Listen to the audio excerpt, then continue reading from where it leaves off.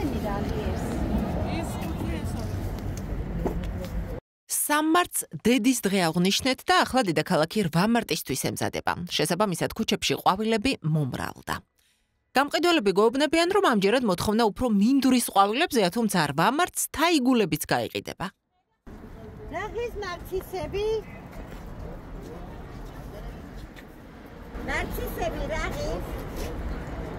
იყიდება ქოთნის ყვავილებიც. აგროსიახლეების არ ვამარტოთ ყვავილების ბიზნესსა და ზოგადად მემცენარეობაში არსებულ გამოწვევებზე ვრცელ გადაცემას გიმზადებთ, თუმცა მანამდე გვინდა გაგაცნოთ მოგზაური მებაღე ჭიათურიდან, ვანო, რომელიც საკუთარ სათბურში გამოყვანილ და გამრავლებულ მცენარეებთან ერთად ქვეყნის სხვადასხვა კუთხეში მოგზაურობს და მოსახლეობას ყვავილების ყიდვასთან ერთად მათ სიყვარულს და მოვლასაც კი ასწავლის. მანამდე ის ფოტოგრაფი იყო. ვანო მებაღეობის საქმეს ხელი 5 წლის წინ პანდემიისას მოკიდა და შემოსავალთან ერთად პროფესიად გაიხადა. სანამ დავიწყებდი მებაღეობას, მანამდე ვიყავი ფოტოგრაფი და აქტიურად ვიყავი თბილისში, მოღვაწეობდი და უბრალოდ პანდემიამ განაპირობა ჩემი რეგიონში დაბრუნება.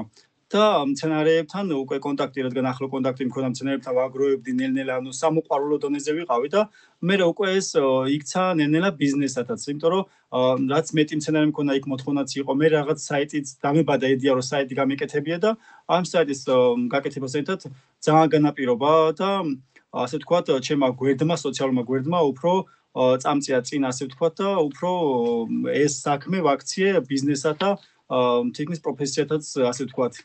და მინდა კიდე ესე ვთქვა, რომ ვარ ასე მოგზაური მებაღე, მოგზაურობ ჩემი მცენარეებით საქართველოს თითქმის უმეტეს კუთხეში დავდივარ და ეს ასე ვთქვათ ძალიან დიდ სიამოვნებასაც მანიჭებს. ხართან კომუნიკაციაც და ასე ვთქვათ მცენარეებზე საუბარიც. ეს მოგზაური მებაღე, ასე ვთქვათ, ეს მეხმარება ანუ ადამიანების, ჩემი მომხმარებლების უფრო უკეთ გაცნობაში და ანუ ძალიან დიდი ასე ვთქვათ კომუნიკაცია დგება ხოლმე ჩვენ მე და ჩემ მომხმარებლებთან. მე არ ვთვლი ჩემ მომხმარებლებს, აი როგორ ვთქვათ, აი მომხმარებლად და კლიენტად არ ვთვლი. აი გენერეთში ყველა ჩემი მეგობრად ვთვლი, იმიტომ რომ ძალიან ახლო კონტაქტი და კომუნიკაცია მაქვს ყველასთან და თუ რამე აი მას დაჭირდებათ რამე კონტაქტი თქვა მცენარეებზე შესახებ, მოვლის შესახებ, ყველაფერს ვთვლი, რაც მე ვიცი ჩემი პირადი გამოცდილებიდან გავუზიარო. არ ვიცი თქვენ გიფიქრიათ თუ არა, რას შეიძლება ამბობდნენ ყვავილები. თუმცა მებაღე ვანოს ამაზე ბევრი აქვს ნაფიქრი. ანუ ყველა მცენარეს აქვს რა თქმა უნდა თავის დანიშნულება.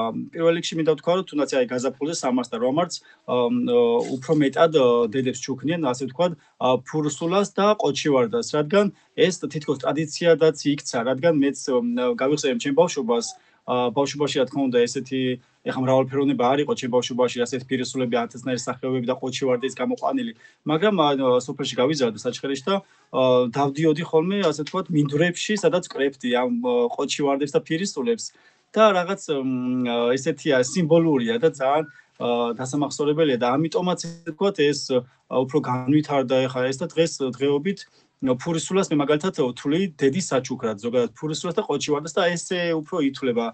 არის ასევე ვარცაც თავის დანიშნულება, ყველა მცენარეს აქვს თავისი დანიშნულებაც აქვს, ძალიან ბევრი ამასაც ამბობენ, ბევრი სახეობების მცენარეები არიან და ბევრი ისეთი კატეგორიის ადამიანია, რომელსაც მაგალითად შეიძლება ერთს უყვარდეს მხოლოდ მარამწვანე მცენარეები, შეიძლება ერთს უყვარდეს მოყვავილე მცენარეები, შეიძლება ეზოს მცენარეები, ოთახის ძალიან ბევრი ადამიანთან ქონია კომუნიკაცია და ყველა მცენარეს მართლა თავის დანიშნულება აქვს.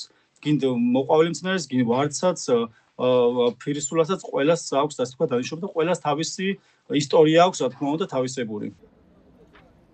და ბოლოს, ყვავილის მოვლა მარტივი საქმე სულაც არა. რაც არ უნდა იყოს ის ცოცხალია და მისი მოთხოვნებიც აქვს. მაინც რა უნდა გავითვალისწინოთ ყვავილების მოვლისას. შემიძლია უთხრა და ვურჩიო ჩემს მომხმარებლებს და ასე ვთქვათ მაყურებელს, რომ აუცილებელია მცენარეს უთა შეიძენთ, ნიადაგი გამოუცვალეთ ნებისმიერ მცენარეს, თუ რა თქმა უნდა ის შეიძენთ სათბურებში და ნიადაგი შეურჩიეთ ისეთი კომბინირებული, თქვათ, უნდა იყოს დამწვარი ნაკელი, ასევე ტორფი, პერლიტი, შეზაებული კარგი ნიადაგი და აუცილებელი მინდა ერთი უბრალოდ ეს გავაჟღერო და ვთქვა, რადგან ბევრი ვერ გებულობს დრენაჟი არის აუცილებელი ნებისმიერ მცენარესთვის და დრენაჟი ბევრმა კიდევ არ იცის რა არის და აუცილებლად უნდა იყოს კენჭები, არის ბევრნაირი სახის კენჭი არის, მაგრამ უფრო თუ იქნება ასე ვთქვათ კრამიტის ნატეხების თუ მოეპოვებათ, იმიტომ რომ ძალიან კარგია ისეთი კენჭები, რომელიც ადვილად გააქვს წყალი და არ რაოდენობით არ აგროვებს მოკლედ ფესვებთან. ხო, ასე თქვა, ხო, ნესტს არ აგროვებს, რადგან პირველი მტერია ეს წყალი, ზოგადად პირველი მტერია ნებისმიერ მცენარეებისთვის, მით უმეტეს ოთახის მცენარეებისთვის და მაგრამ მწვანე მცენარეებისთვის. და ბოლოს არ უნდა გამოტოვოთ აგროსიახლეების სარვამარტო გადაცემა, რომელიც ზუსტ წარმოდგენას შეგიქმნით, რა ხდება დღეს ყვავილების ბიზნესში და რა კლიმატური გამოწვევების გადალახვა უწევთ მცენარეებს სეზონურად.